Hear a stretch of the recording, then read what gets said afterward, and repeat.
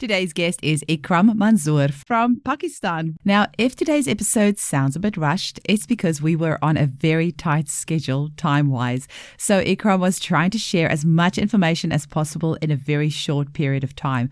I always thought I can talk fast, but he definitely beats me. He knows how to pack a lot of valuable information into a very short period of time. So hold on to your hats. This is one seriously action-packed episode with a lot of information. You may need to listen to this a few times because he has really got a lot of value bombs in here. You can find him on Facebook or Instagram, or check out the show notes for his contact details. Enjoy the episode. Welcome to the Homeopathy Hangout, where we discuss all things homeopathy from around the world. And now my mum and your host, Eugenie Kruger. Hello, homies, and a very warm welcome to Homeopathy Hangouts. Today, we get to speak with Ikram Manzoor from Pakistan. Welcome, Ikram. Thank you so much. Thank you so much of you for inviting me in your podcast. I'm so excited about that. We just talked live and thank you so much. For our listeners, this is a funny one because me and Ikram have been trying to catch up for like several months now. Finally got you on, but I've got somebody booked straight after. So we're going to do this on the fly. We haven't even had a post-recording chat and see what happens. Hey, Ikram, we'll go do it on the fly, see what comes out of this. Yeah. So, tell me a little bit, how did you first discover homeopathy? Basically, I started my practice back in 2016, pure homeopathy. I was just graduated in homeopathy in the year of 2014. And then I just started my clinical practice in 2016. My father is also homeopath. My sister is also homeopath. We are just a family homeopath. Even my grandfather was a herbalist, basically. So you can see that we are just like going forward in the same field. First, I started practice and I see there's so much thing that I should cover because the world is full of the diseases that we are just facing now, like the diabetes, the hypertension, the thyroid-related problem, the autoimmune disease, the autism, Asperger syndrome, PEMDAS, and so many problems, the dementia and Alzheimer. So I was like studying the cured cases of the famous stalwarts, the famous classical homeopaths of their time. And I found that, okay, I have to see that on which basis they just cured the case. If I'm just like reading the case, and another homeopath is also reading the same case, so he will see that, okay, that doctor just suggested one remedy. That person will start reading that remedy or the mathematics of that remedy. But when I'm just like studying the case, so I'm not looking that, okay, this remedy was just used in this case. I'm just thinking about that on which basis the case was solved. So my main aim was to explore the basis of prescribing, the basis of that prescribing on which the case was cured.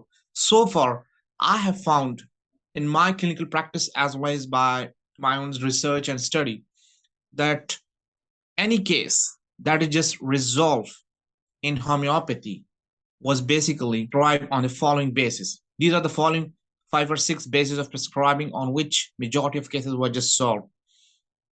The first basis definitely the miasm. As you better know about the miasm, most people don't know about miasm, but here I'm just like going to simply tell you about the miasm. Miasm is nothing, but it is actually the blockage. The blockage mean that there's something stuck behind a disease. We have to address that blockage. So automatically our disease was just cured. Let me give you an example. Like I know that there's so many people just coming to my clinic having severe body itch and a different arm. I cannot figure out, okay, the body itch specifically on shoulder pain or elbows or the knees pain. When I take the history and I found that 2 or 3 years before, the person was like, that person was suffered from the typhoid. The typhoid is very common in my country. I know that.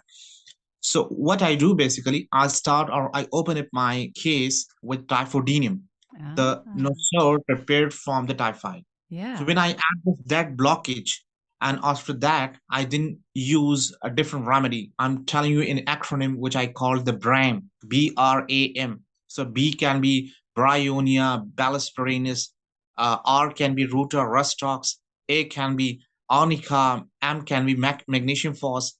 So that is the way that I deal with case as per the symptom then. So this is the way that I mostly see the miasm in almost every disease. Whatever the disease you will give me the name, I will tell you about the miasm behind it. Like you see the allergy. Yeah. So behind 90 to 95% allergy cases, the tubercular miasm is responsible for that.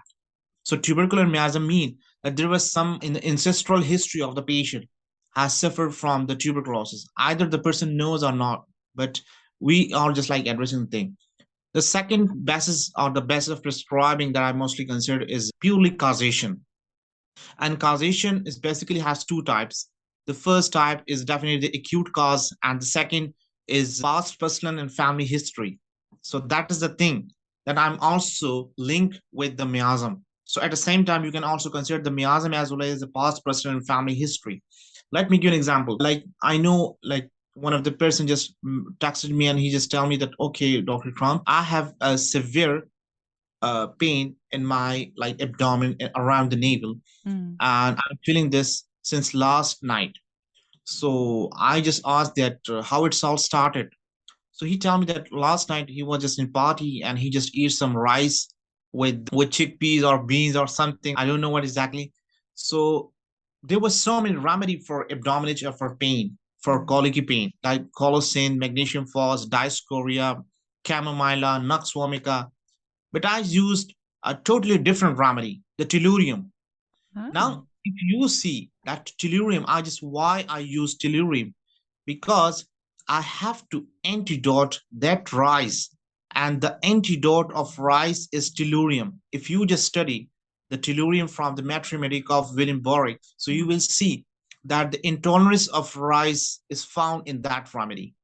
So the person was suffering from the rice, and I just antidoted that rice. I didn't deal with the pain. I didn't use colocin, magnesium phos, caramella. I'm not saying that these are not the remedy for that, but I'm saying that I found that cause behind the case. And that cause was very acute cause, and that was just because of the rice eating. So I antidoted the rice. Another thing that I must say that most of the female, like I know that there was large population just using the cosmetic, the cream for their skin. And the cosmetic companies basically put some mercury in that creams. So when someone have severe type of acne or some eruption on the cheeks or on the face, and then they contact me, so then first I take the complete case from it.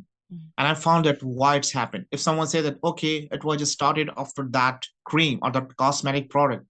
So the principal remedy for acne that is due to heavy makeup, so that is Bovista. But Bovista. along Mm. with Bovista, I'm using Hyperself. Now you can ask why I'm using Hyperself because Hyperself is the antidote of mercury. Oh, I've never heard of this way of prescribing. I Yeah. like it. Same case, I'm just coming toward the Ah. past history. So I found any disease in past personal history, then I use the disease specific nosode. Mm. The disease I specific like that. nosode means that if someone have just suffered from the TB, so I'm using tuberculonium in case the throat and the upper respiratory is affected, and basilinum if the lower respiratory tract is infected. Ah. If I found that okay, someone has SIBO, SIBO is small intestine benign overgrowth, that is a problem basically. So I mostly use the carcinosin plus basilinum for open up the case because it addresses that disease specifically. Similarly, there were so many disease. I'm not saying that like basically we have two types of miasm. The one is classical miasm, which is called the sura, syphilis, and psychosis, and for which already you know that for sura we have sulfur and soranum. Mm. For psychosis we have maduranum tuya, Mm. and for syphilis we have cephalinum or metallicum and marxal. Mm. But what if someone have some disease in past? So why not to antidote or just switch off the off-target antibodies of that disease by using their appropriate nosode? So Mm. that is the way I'm going practice. The third thing I'm just coming toward is the first thing was miasm, the second thing was causation, and the third thing is a constitution and temperament. Now, constitution and temperament, that is very interesting thing. Believe me, there were so many homeopaths that are just working purely on constitution and temperament of a disease. If you just want to correct the constitution of anyone, you have to know about the remedies that have purely constitution nature. So Mm. for studying the constitution of the remedy, I will suggest to study the Allen keynotes by H.C. Allen. Alan do nothing, but it's actually describe the constitution of each and every remedy in a very clear way. If I'm saying that someone have like lipidemia and all his life, so I mostly consider the calcarb. The calcarb is a remedy that describe the whole. Calcarb stands for F5, 40, fatty, fairy, 50, flyby. Yeah. So yeah, that is the way I mostly remember the thing.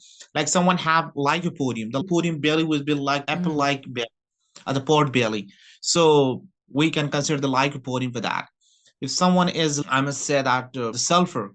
So sulfur person will have some dusky face, some like all his excretion will be some offensiveness. So that is the constitution of the remedy. And you can easily study the constitution by studying the essence of Mater Medica by George Vitalkis, the Allen keynotes, the soul of remedy by Rajan Sankaran. So he described the whole theme and the whole constitution of the person. Now the next thing is the temperament.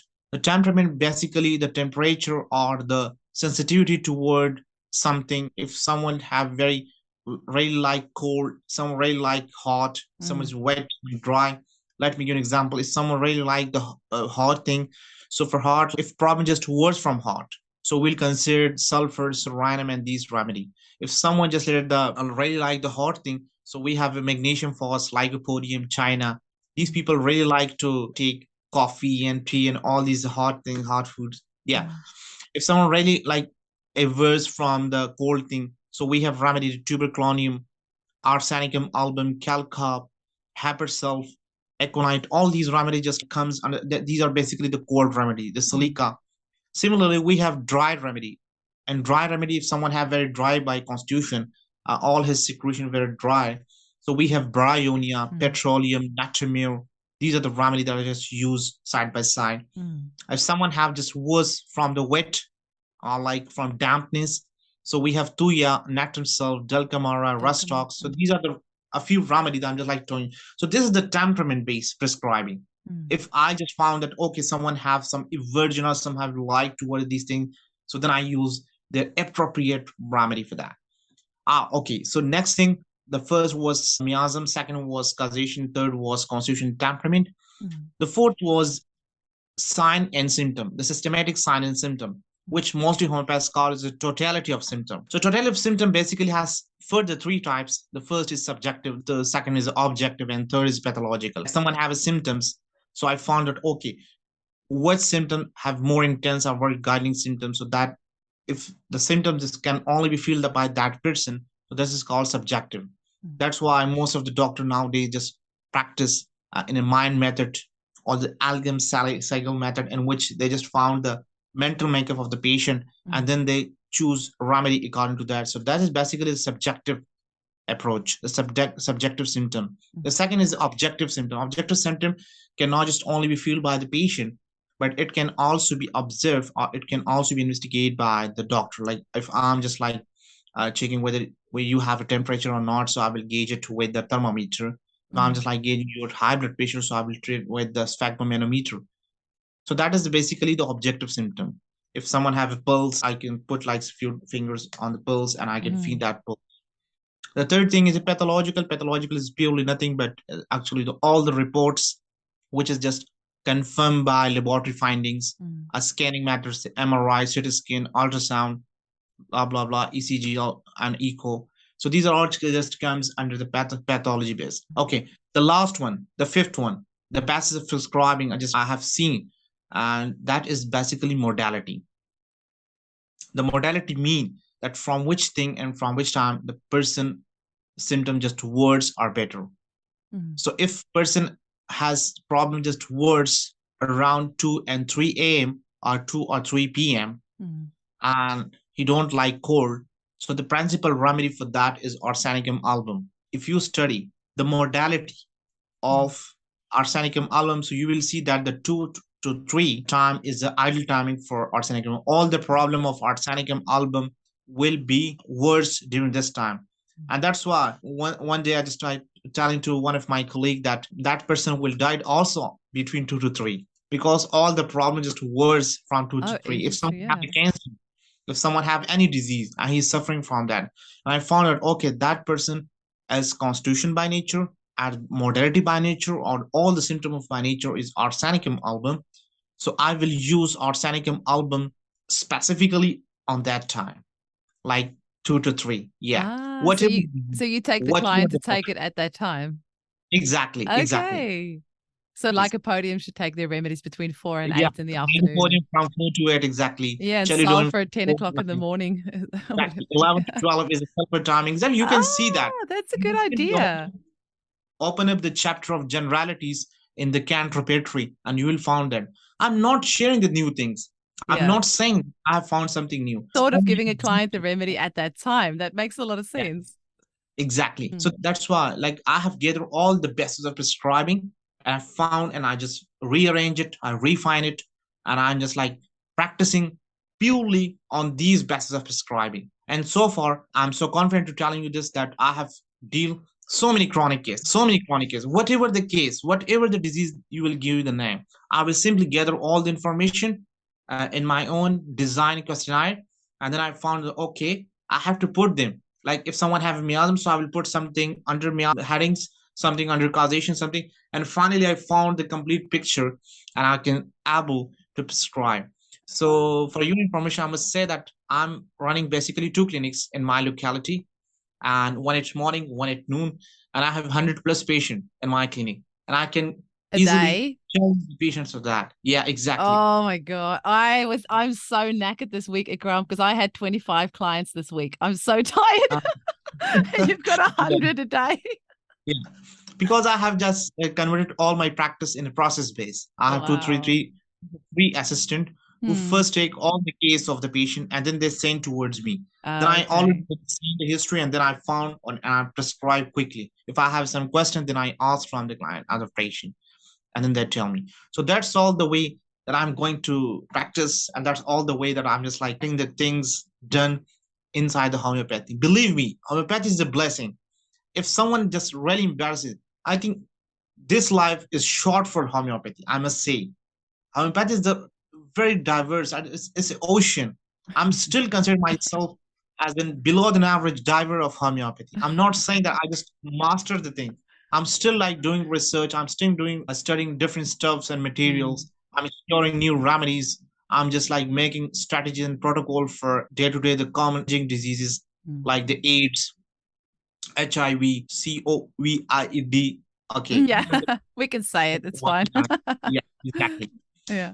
That's all the thing that I'm just doing, and I'm sure, I'm so confident that Hmm. I have seen so many success in that, Oh. and I'm not saying that I'm just alone. If I found that okay, my brother is a pharmacist, my sister is microbiology, my father also, so we then all sat together.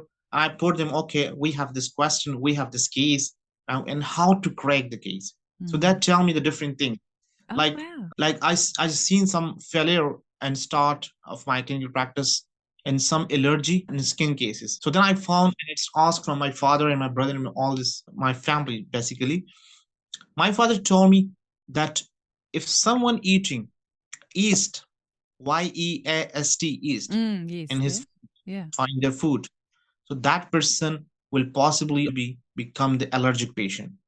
So Hmm. that's why when I ask the patient that whether the patient is just like taking something like the bakery item, the confectionery item, the sweets, the things in which already they have poured some yeast.